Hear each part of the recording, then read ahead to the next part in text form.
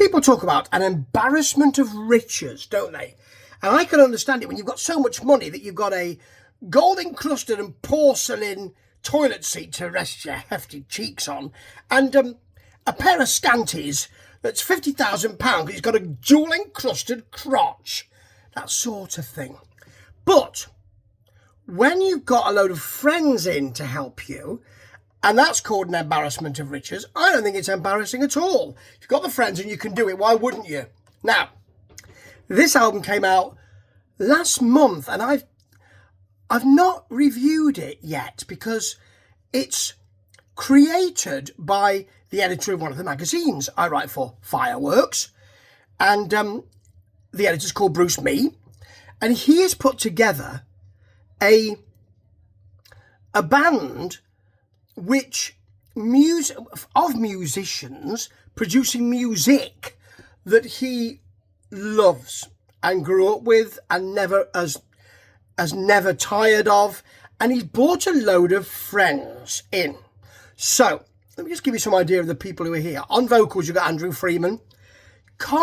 He's the vocalist of Last in Line, and Bruce liked Dio in the same way that I did. There is no better metal voice than Dio. I remember seeing him on the Master of the Moon tour.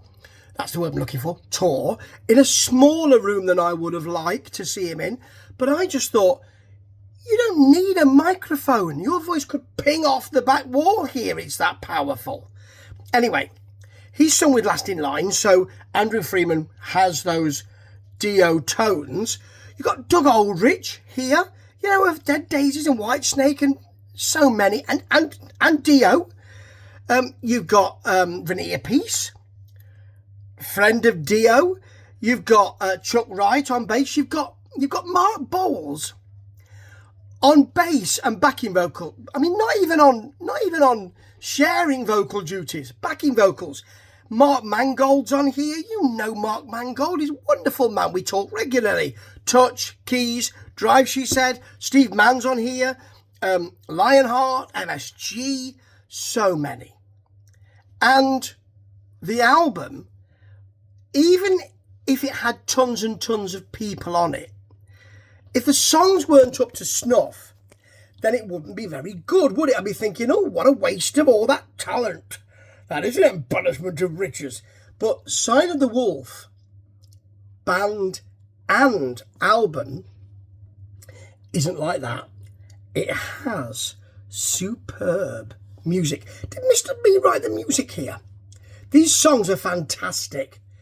And what they do is that they give you unashamedly rock. So they're not saying, you, trap and EDM fan, come over here, you're going to like this. They're not doing that. You like pop, you'll like this. No, this is for rockers. And it is for classic rockers. And that, classic rockers have their knockers. And they do, but when it's done well, as it is here, it's seldom better. So, let me give you some of the great tracks here. He said, supporting his heavy head. Last Unicorn starts things with atmosphere, with those synths, a big metallic riffing. It bashes around. It's got 80 synths in it. It's got a Dio style in that big bombastic vocal from Mr. Freeman. Mr. Freeman. You've got a bit of melodic rock in the chorus of Still Me. It's slower, but it just says, look, I'm moving slowly so you can see how big I bloody well am. God, you're huge. All of that. Silent Killer has got a big riffing walk. It's strutting along with that big metallic loveliness. And it also sways. That is, in my view, the absolute way you can judge a superb hard rock track. As I've said before, famously, with Dio and Vinny, Mob Rules is the one that really sways for me, and I can't get over how bloody good it is. Now, Silent Killer has a huge size, big guitars, but then the synth comes in and says, I'll have a play around with you. Have it you, I'm jousting with you. Have it you. And oh, it's great. Plays so well. I'm not massively keen on the piping synth at the beginning of Range of Angels. It's a bit synth metal, to be honest, but it sways and it accesses the classic rock, and I love that. I love the AOR's AOR's. It's a new kind of genre, quite tasty. AOR feel in the sleek rock of Murder at Midnight. Lovely flowing frenetic solo, and you've got Sign of the Wolf itself, which is a big rock atmosphere piece, cause they can do this. This banker, I think Tony Carey's involved as well, isn't he?